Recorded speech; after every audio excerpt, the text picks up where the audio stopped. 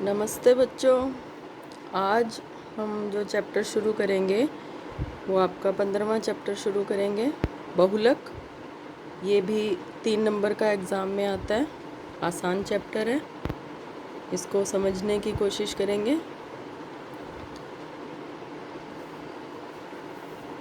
देखिए,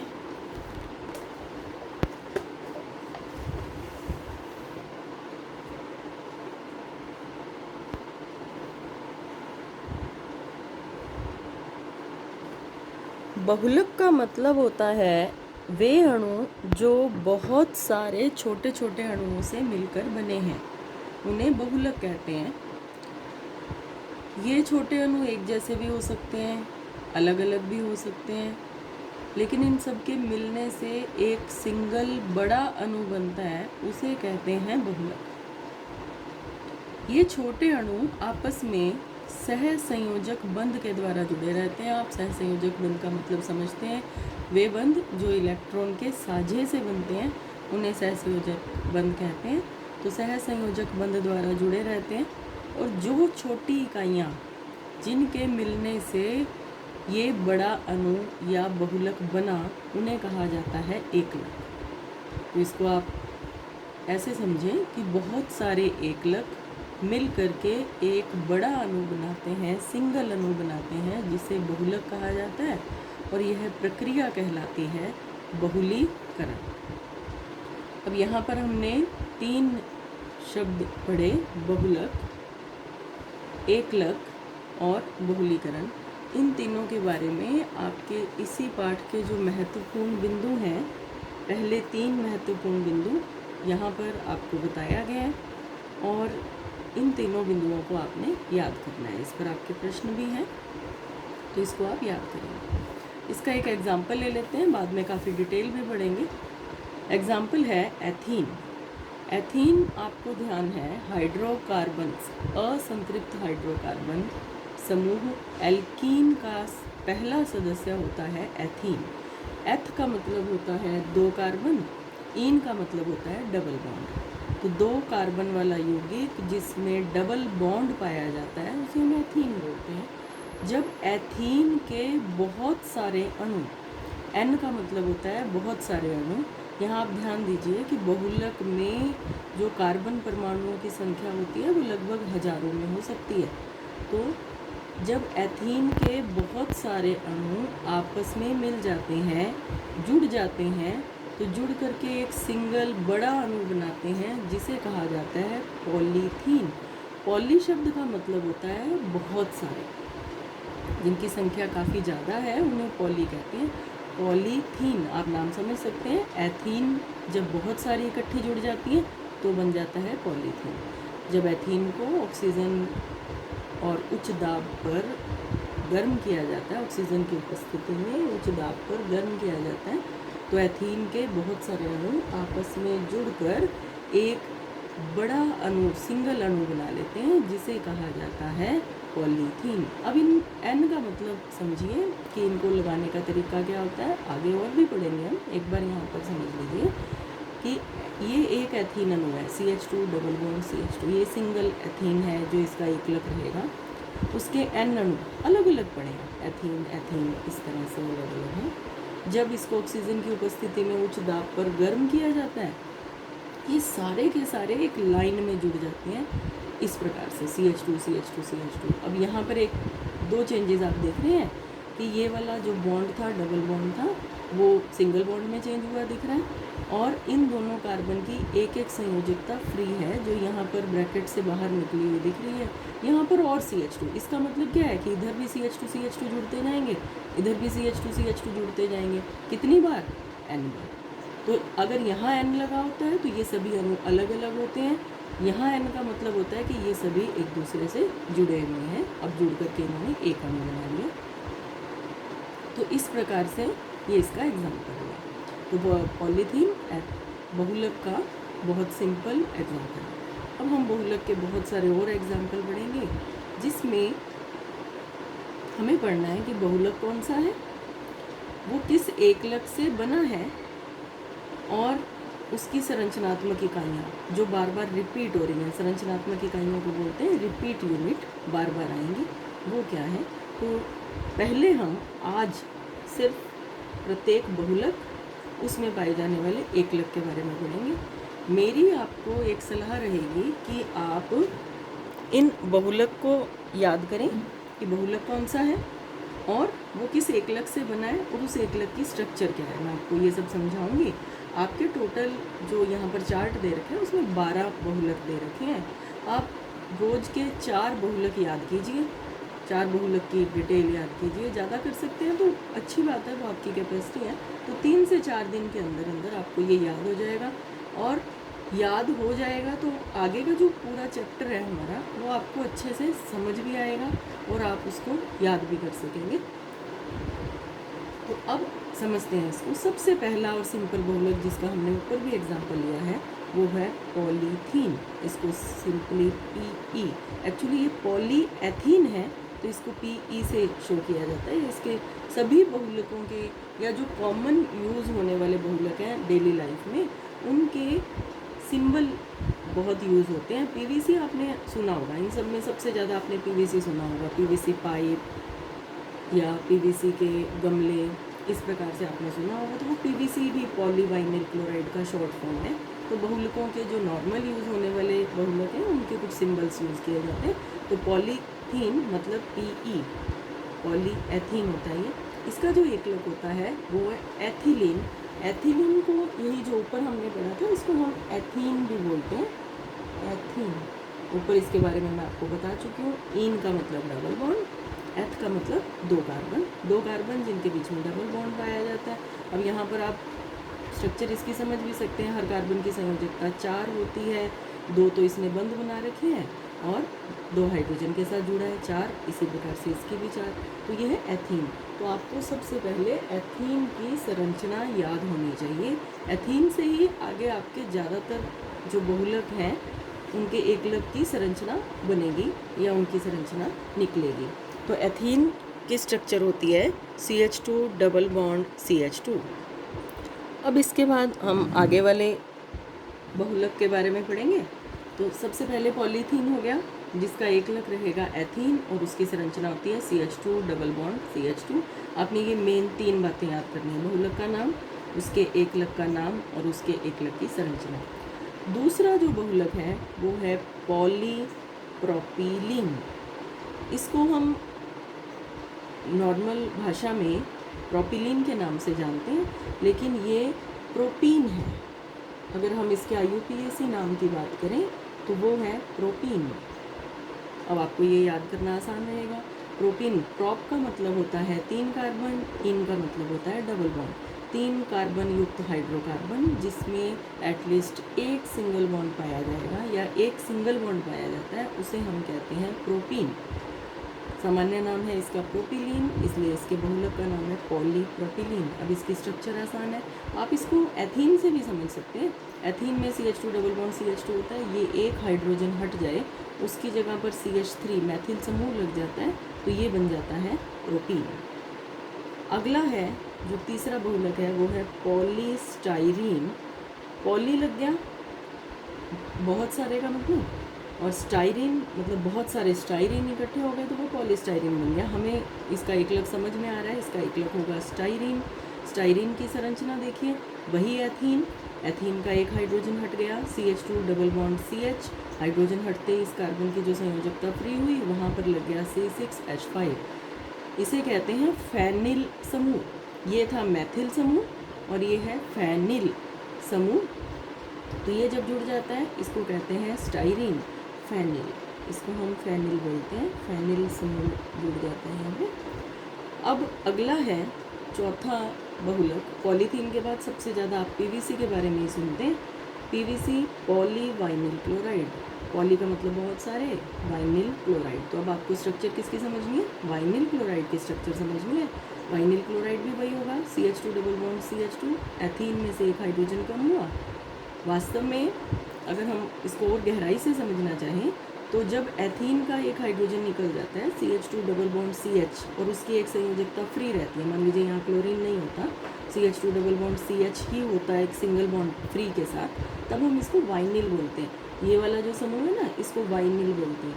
तो जब वाइनिल के ऊपर क्लोरीन जुड़ा है तो इसको बोलते हैं वाइनिल क्लोराइड। याद रखने के लिए आप इसको ध्यान रखें इसकी स्ट्रक्चर की। एथीन में मैथिल जुड़ गया तो प्रोपीन, एथीन में फेनिल जुड़ गया तो स्टाइरीन, और एथीन में हाइड्रोजन की जगह पर क्लोरीन जुड़ गया तो वाइनिल क्लोराइड, और उसका बहुलक हो गया पॉली वाइनिल क्लोराइड PPC। अब अगला यौगिक है पॉली एक्रिलोनाइट्राइल।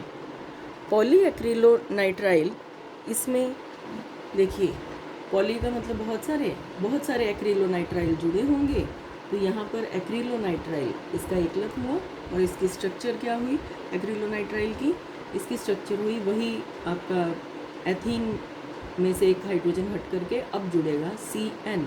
साइनो समूह बोलते हैं इसको, साइनो समूह या साइनाइड ग्रुप जो यहाँ पर जुड़ा होता है उसको एक्रिलोनाइट्राइल का नाम दिया जाता है। अगला बहुलक है नाइलॉन 6। दो प्रकार के नाइलॉन बनेंगे, एक नाइलॉन 6, एक नाइलॉन 66। 66 ज़्यादा उपयोग में आता है, इम्पोर्टेंट भी ज़्यादा होता है, लेकिन नाइलॉन 6 इसका जो एकलक है वो होता है कैप्रोलैक्टम। कैप्रोलैक्टम एक कॉम्प्लिकेटेड स्ट्रक्चर है ये, जिसमें ये कार्बोनिल समूह के साथ 5 कार्बन जुड़े हैं CH2 ग्रुप, और एक NH जुड़ा है लास्ट में, टर्मिनल है ये, जिसका एक बॉन्ड कार्बन के साथ जाकर के जुड़ रहा है। थोड़ी कॉम्प्लिकेटेड स्ट्रक्चर है। इससे बहुलक बनता है नाइलॉन 6 कैप्रोलैक्टम, इसको ऐसे याद करें कैप्रोलैक्टम। अगला है पॉलीब्यूटाडाइईन। तो पॉली को छोड़ दें, पॉली का मतलब बहुत सारे, तो बहुत सारे ब्यूटाडाइईन। इसका नाम समझिए, ब्यूटा मतलब 4 कार्बन, डाई का मतलब 2, इन का मतलब डबल बॉन्ड। ऐसा यौगिक 4 कार्बन युक्त ऐसा यौगिक जिसमें 2 डबल बॉन्ड पाए जाते हैं उसको ब्यूटाडाइईन बोलते हैं। अब इन 2 डबल बॉन्ड की पोजीशन क्या हो, पहले आप ये देखिए, ये हैं 4 कार्बन, इन 4 कार्बन में 2 डबल बॉन्ड है तो ये बन गया ब्यूटाडाइईन। अब इन ब्यूटाडाइईन में डबल बॉन्ड की पोजीशन क्या है, ये डबल बॉन्ड यहाँ भी हो सकते थे दोनों, या ऐसे भी हो सकते हैं, तो इनकी पोजीशन के अकॉर्डिंग इस ब्यूटाडाइईन को और डिटेल में नाम दिया जाता है। इसको नाम देने का तरीका क्या रहता है, हमने हाइड्रोकार्बन के नामकरण में पढ़ा है, दोबारा पढ़ लेते हैं। हम क्या करते हैं, एक तरफ से इसकी नंबरिंग स्टार्ट कर देते हैं, 1 2 3 4। अब आप डबल बॉन्ड की पोजीशन देखिए, डबल बॉन्ड, ये डबल बॉन्ड 1 और 2 कार्बन के बीच में है, तो हम हमेशा छोटे वाला कार्बन, पहले वाला कार्बन लेते हैं, तो इस डबल बॉन्ड की पोजीशन हो गई 1, और इस डबल बॉन्ड की पोजीशन हो गई 3, क्योंकि ये 3 और 4 के बीच में है तो हम इसको 3 मानेंगे। तो 1 3 ब्यूटाडाइईन 4 कार्बन युक्त यौगिक है जिसमें 2 डबल बॉन्ड हैं, उनकी पोजीशन क्या है, 1 नंबर कार्बन पर और 3 नंबर कार्बन पर। जब ये बार बार रिपीट हो जाता है तो यौगिक बनता है पॉलीब्यूटाडाइईन। अगला बहुलक है नाइलॉन 66। नाइलॉन 66 2 एकलकों से मिलकर बना है। यहाँ पर आपके लिए एक नई बात आ गई, जो पहले जितने भी हमने पढ़े हैं 7 बहुलक, उन 7 में एकलक समान थे, एक ही जैसे एकलक से पूरे का पूरा बहुलक बना हुआ था, लेकिन जो नाइलॉन 66 है वो 2 प्रकार के एकलकों से मिलकर के बना है। दोनों ही एकलक 6 कार्बन युक्त हैं। पहला एकलक रहेगा हेक्सा मैथिलीन डाईएमीन, वो ये स्ट्रक्चर है। हेक्सा मैथिलीन का मतलब CH2 को मैथिलीन बोलते हैं, जैसे CH4 मैथेन होगा, उसमें से एक हाइड्रोजन कम हुआ, CH3, ये देखिए CH4 ये है मेथेन, ये आपके बाद में काम आती हैं ये बातें, इसमें से एक कार्बन कम हो जाता है CH3, इसको बोलते हैं मैथिल या मिथाइल भी बोलते हैं। और अगर 2 कार्बन कम हो जाते हैं दो हाइड्रोजन हट जाते हैं, 2 वैलेंसी फ्री हो जाती हैं कार्बन की, इस ग्रुप को बोलते हैं मैथिलीन। हेक्सा का मतलब होता है 6, हेक्सा मैथिलीन 6 मैथिलीन है, डाई का मतलब 2, एमीन होता है NH2, हेक्सा मैथिलीन डाई एमीन। और दूसरा यौगिक है एडीपिक अम्ल। एडीपिक अम्ल में 2 कार्बोनिल समूह हैं जिनके बीच में 4 मैथिलीन समूह जुड़े हुए हैं, ये भी 6 कार्बन वाला है और ये भी 6 कार्बन वाला है, इसलिए नाइलॉन का नाम है नाइलॉन 66।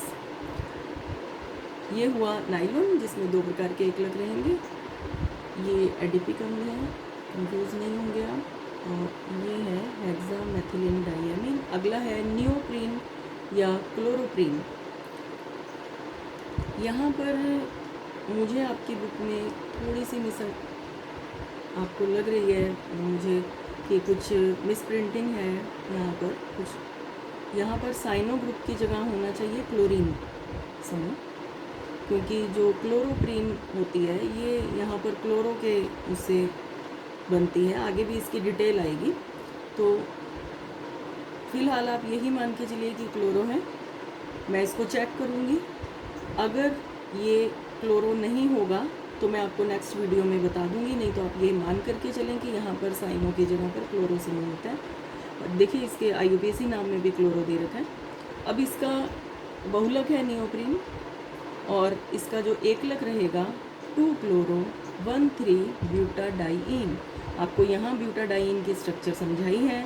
1,3 ब्यूटाडाइईन, इसके 2 नंबर कार्बन पर अगर हाइड्रोजन की जगह पर क्लोरीन जुड़ जाती है तब हम उसे कहते हैं 1,3 ब्यूटाडाइईन।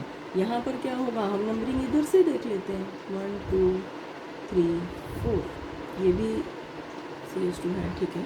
अब देखिए 1 2 3 4, 1 नंबर पर डबल बॉन्ड, 3 नंबर पर डबल बॉन्ड और 2 नंबर कार्बन पर क्लोरीन। इसका नाम क्या बना, 2 क्लोरो 1,3 ब्यूटाडाइईन। तो बीच बीच में हम जब अंकों के बीच में गैप देना होता है तो कोमास लगाते हैं, बाकी हम ये इसको हाइफन बोलते हैं, छोटी सी लाइन लगाते हैं। तो ये हुआ 2 क्लोरो 1,3 ब्यूटाडाइईन। ये बार बार जुड़ेंगे तो बनेगा नियोप्रीन। अगला यौगिक है स्टाइरीन ब्यूटाडाइईन रबड़। इसको टुकड़ों में पढ़ें, स्टाइरीन ब्यूटाडाइईन रबड़। ऐसा रबड़ जो 2 एकलकों से मिलकर बना है, स्टाइरीन और ब्यूटाडाइईन। आपने स्टाइरीन की स्ट्रक्चर पिछले पेज पे पढ़ी, ब्यूटाडाइईन की स्ट्रक्चर पढ़ी, तो इसके 2 होंगे एकलक, स्टाइरीन तथा 1,3 ब्यूटाडाइईन। दोनों के स्ट्रक्चर हम ऊपर पढ़ चुके हैं। अगला आपका जो बहुलक है वो है टेफ्लॉन। टेफ्लॉन का जो स्पेलिंग है वो आप समझिए, TEFLON। टेफ्लॉन ये किससे बना है, ये बना है टेट्राफ्लोरो एथिलीन से। टेट्राफ्लोरोएथिलीन, टेट्रा का मतलब 4, फ्लोरो का मतलब फ्लोरीन परमाणु, और एथिलीन आप समझती हैं, एथीन ऐसा यौगिक जिसमें 2 कार्बन है और 1 डबल बॉन्ड है, उसको एथिलीन कहते हैं। ये कैसे बना, इसकी स्ट्रक्चर को समझिए। ये वास्तव में तो एथिलीन ही था, CH2 double bond CH2, ethylene या एथीन ही था। इसके इन 2 कार्बन की जगह पर भी फ्लोरीन आ गए, डबल बॉन्ड अपनी जगह पर है। इन 2 कार्बन की जगह पर भी फ्लोरीन आ गए, डबल बॉन्ड अपनी जगह पर है। 4 फ्लोरीन आ गए तो टेट्राफ्लोरोएथिलीन, इससे बनता है टेफ्लॉन। और आखिरी जो आपका है वो है टेरिलीन या डेक्रोन। ये टेरिलीन या डेक्रोन ये 2 एकलकों से मिलकर बना है, एथिलीन ग्लाइकोल तथा टरथैलिक अम्ल। एथिलीन ग्लाइकोल क्या होगा, ये एथिलीन था, इस एथिलीन का डबल बॉन्ड की जगह सिंगल बॉन्ड हो गया, CH2 दोनों तरफ 1-1 वैलेंसी फ्री हो गई। उन दोनों वैलेंसीज पर जब हाइड्रोक्सी समूह OH जुड़ जाते हैं, इसको बोलते हैं एथिलीन ग्लाइकोल, ये है। और दूसरा है टरथैलिक अम्ल, जिसमें ये बेंजीन रिंग के दोनों तरफ हाइड्रोजन की जगह पर COOH, इसको हम सिंपल भी लिख सकते हैं, टरथैलिक अम्ल को इजी भी लिख सकते हैं। ये हम बेंजीन रिंग बनाते हैं, बेंजीन रिंग पे 1-1 हाइड्रोजन की जगह पर COOH कार्बोक्सिल समूह जुड़ जाता है। ध्यान रखना, बॉन्डिंग हमेशा कार्बन के बीच में करनी है, इधर भी ऐसे बनाया हुआ बुक में भी, तो बॉन्डिंग हमेशा कार्बन और कार्बन के बीच में होती है। तो इधर COH और इधर भी COH, इसको बोलते हैं टरथैलिक अम्ल। ये टरथैलिक अम्ल है, इन दोनों के मिलने से बनता है टेरिलीन या डेक्रोन, जिसके कपड़े बनते हैं। तो आपको ये सारा डिटेल में समझाया।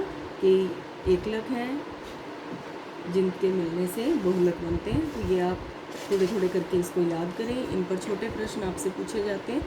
कई बार बिल्कुल आधे नंबर का प्रश्न पूछ लिया जाता है कि ये बहुलक किस एकलक से बना, या फिर आपके जो ये है कोई किसी एकलक का नाम दे देंगे कि इसके मिलने से कौन सा बहुलक बना।